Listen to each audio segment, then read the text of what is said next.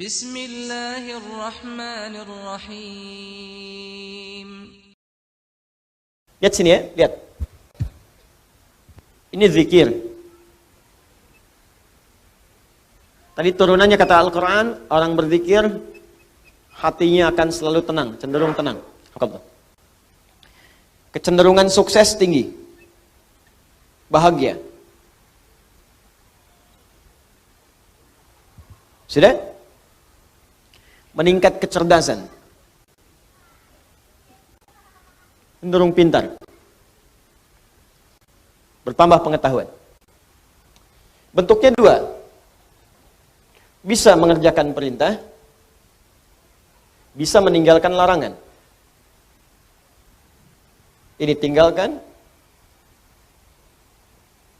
ini kerjakan. Do it, live it.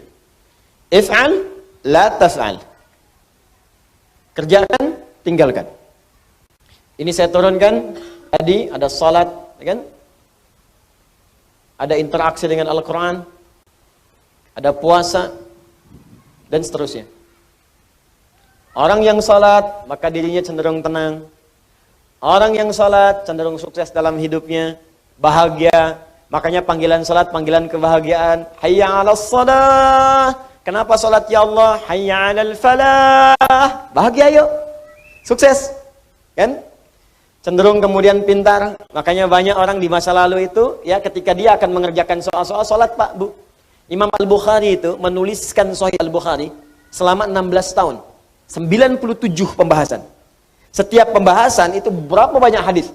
Kitabul Iman 57 hadis. Ada Kitabul Ilmi sampai Kitabul Tijarah, Kitabul Mari, terus sampai Kitabul Jihad. Banyak sekali. Ya, itu setiap menuliskan satu hadis salat 2 rakaat. Dituliskan pertama di Masjid Al-Haram, disempurnakan di Masjid Nabawi, 16 tahun. Semua ulama-ulama kita itu mustahil mereka bisa menulis kitab, merumuskan sesuatu, inovasi, penemuan baru, kecuali pasti rahasianya ini.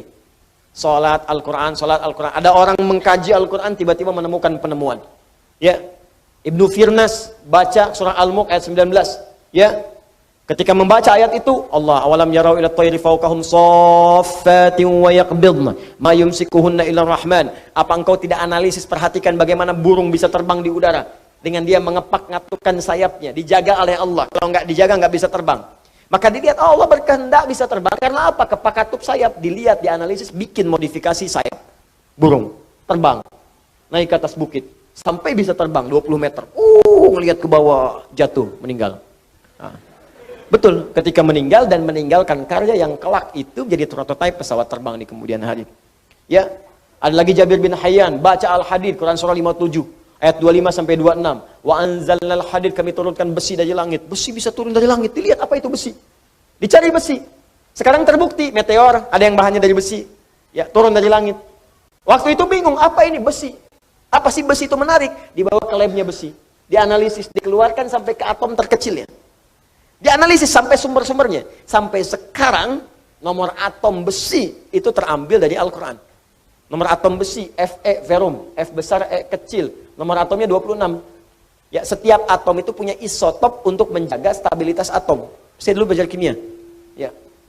Nomor 55, 56, 57, 58. Ada 4 isotopnya. Yang paling stabil isotop nomor 57. Surah 57 ayat 25 sampai 26. Itu ada sejarahnya. Bukan John Dalton yang pertama kali menemukan atom. Jabir bin Hayyan. Ya, saya baca, kalau lagi kosong-kosong saya pergi ke toko buku. Saya beli tuh buku kimia, buku fisika, matematika, latihan, lihat-lihat. Nggak tahu nanya. Buka YouTube, lihat, belajar. Saya baca, Pak. Ada anak mahasiswa datang, kamu dari mana? Kedokteran, Ustaz. Mau belajar apa? Ini, kamu bawa modul kamu kedokteran semua ke sini. Terangkan pada saya baru ajarkan pada kamu pengetahuan yang kamu inginkan. Jadi saya senang belajar. Baca. Dan ketika kita pelajari, ternyata semua relasinya dengan Islam itu tinggi. Ya, saya sering bahas, fisika juga banyak kaitannya. Fisika itu paling banyak. Karena fisika itu kaitan dengan metafisik. Metafisik paling tinggi itu ya belajar agama. Agama itu ya Islam. Makanya ketika orang belajar fisikanya benar, itu pendekatan ke Allahnya tinggi. Ya, dari bab pertama aja, bab gaya kan di fisika pertama kan. F1 sama dengan F2, gaya gerak sama dengan gaya dorong. Apa yang masuk itu yang keluar. Yang masuknya kecil, mukul kecil, maka bunyinya kecil. Mukul besar, bunyinya besar. Imannya sedikit, amalnya sedikit. Imannya kuat, amalnya makin kuat. Ya, Hukum gayanya, gaya berbanding lurus dengan tekanan, F berbanding lurus dengan P. Ketika orang ingin bergaya menunaikan ibadah, tidak akan luput dari tekanan. Ada hambatan. Apa di antara hambatannya? Banyak. Ada hambatan pribadi, hambatan di tengah, mau berangkat ke masjid tiba-tiba hujan. Bagaimana mengatasinya? Rumusnya turunkan. Mau ke masjid hukum jamak qashar, S sama dengan V dikali T. Jarak, ya, kecepatan dikalikan dengan waktu. Ya, mencari kecepatan S sama dengan S dibagi T, V sama dengan S dibagi T. Jadi ketika kita mau ngukur ke Bandung, kecepatannya berapa supaya nggak dikosor? Nyampe. Makanya kalau mau ke Semarang pakai pesawat karena kecepatannya tinggi, waktunya semakin cepat. Ya, berangkat kemudian jam 11, nyampe jam 12, zuhur aja belum. Apa yang mau dikosor? Jelas kan? Jadi kita belajar tuh begini, ditarik ke akhlak, nyambung. Akhlak, F, gaya berbanding lurus dengan tekanan, hukum Pascalnya. Gaya berbanding lurus dengan tekanan, semakin banyak gaya, semakin tertekan. Akhlak. Banyak pokoknya. Oh, pokoknya indah deh, kalau belajarnya benar tuh enak. Di fisika tuh nggak berhenti di kampus, di kuliahan, dibawa ke masjid, masih diterapkan fisika. Ya, hukum hambatan, gaya Ohm, macam-macam. Enak pokoknya kelihatannya. Di Thomas Alva Edison itu kalau baca surat An-Nur aja, ayat 35, udah selesai tuh, nggak akan sampai 1000 kali bikin bohlam. Oleh Al-Misbahu fi Zujajah.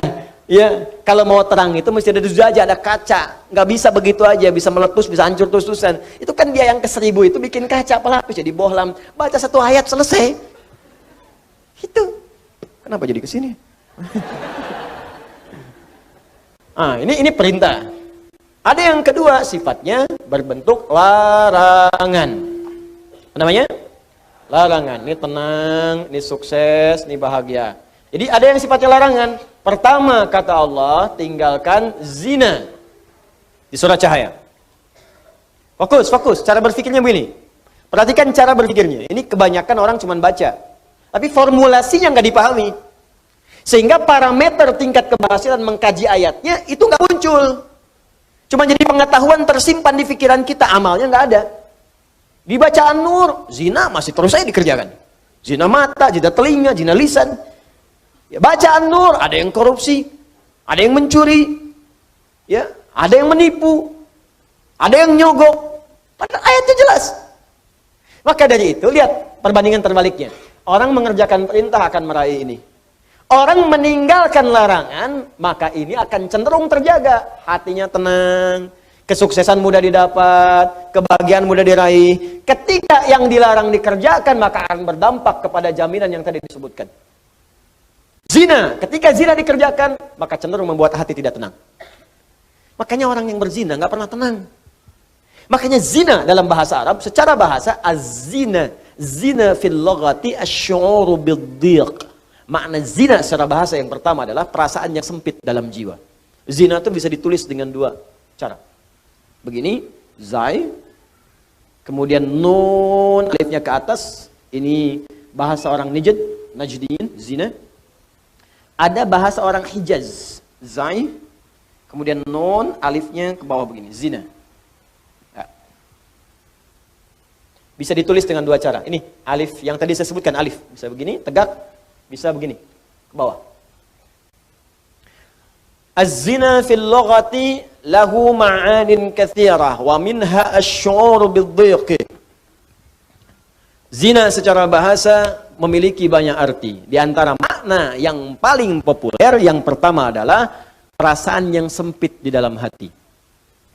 Makanya orang yang berusaha untuk berzina, awas hati-hati, melanggar ketentuan Allah, kata Allah tinggalkan dia kerjakan. Itu pertama akan menyebabkan hatinya terasa sempit. Sering gelisah. Makanya jangankan mengerjakan yang secara istilah, benar-benar dikerjakan hubungan seksual.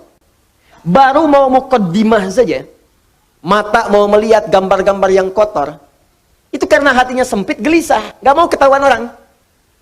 Ya, sembunyi-sembunyi, bawah meja, ya, masuk ke kamar sendirian, gak mau orang lihat. Kenapa? Karena sempit. Tuh, ketenangannya hilang. Orang tenang itu kan cenderung gelisah. Orang yang tidak tenang cenderung gelisah. Ya kalau orang tenang tuh biasa aja. Lagi baca handphone, mau lihat, gak apa-apa, silakan. Ya, berkata-kata, dengar, gak ada masalah. Tapi ketika ada orang berbuat hal yang dilarang tadi, berkata-kata gak mau kedengaran orang. Makanya transaksinya tertutup. Pakai kode-kode. Ya, di mana roti bisa ditemukan? Roti. Hah? Kijang satu. Kijang. Hewan yang disalahkan. Cek. Makanya kata-katanya cenderung diarahkan kepada yang lain. Kupu-kupu malam. Kupu-kupu. Tuh. Buaya darat. Buaya. Buaya aja nggak ada yang begitu. Ya, coba lihat kehidupan buaya. Iya, ada buaya yang berzina. Ya, buaya emang hidupnya begitu. Ya, yang terbayangkan. Jadi saya mau katakan, orang yang melanggar ketentuan ini pasti hatinya gelisah. Awas, suami yang mencoba, pria yang mencoba kemudian bergaul di luar hal yang dibenarkan dan mencoba untuk berzina, pasti akan gelisah hidupnya. Puncaknya apa? Kesuksesan akan berpengaruh. Betapa banyak karir hancur gara-gara kemudian perbuatan ini. Ya, betapa banyak kebahagiaan hilang, hancur rumah tangga, berpisah kemudian, anak-anak kemudian jadi terlantar. Makanya mikir dulu, kalau ada orang sudah berumah tangga, ada anak, berpikir untuk berbuat yang ini, mikir anak-anak Anda, kasihan. Anda tega kemudian dia diolok-olok di sekolahnya. Bapak kamu pezina ya? Ibu kamu selingkuh ya? Itu anak Anda mau berbicara seperti apa? Dia masih kecil. Butuh perhatian yang dalam. Makanya orang yang berbuat hal yang seperti ini, pasti pertama akan terganggu kemudian ketenangan jiwanya. Kesuksesannya akan berpengaruh. Kebahagiaannya akan sirna. Dan yang paling dahsyat adalah, biasanya, ini akan fatal. Berpengaruh kepada kecerdasan dan yang lainnya. Ya. Bisa kecerdasan kepada otaknya, intelektual, bisa kecerdasan pada emosinya. Banyak kok Ustadz, orang yang zina pintar otaknya, tapi emosinya tidak ada. Untuk apa pintar otaknya kemudian emosi tidak terkendali? Banyak orang tak mampu mengendalikan emosinya sehingga kepintarannya menghasilkan mafsadat yang lebih luas lagi. Pintar bikin senjata digunakan untuk bunuh orang. Pintar pakai teknologi digunakan untuk menipu orang lain, merusak dan sebagainya.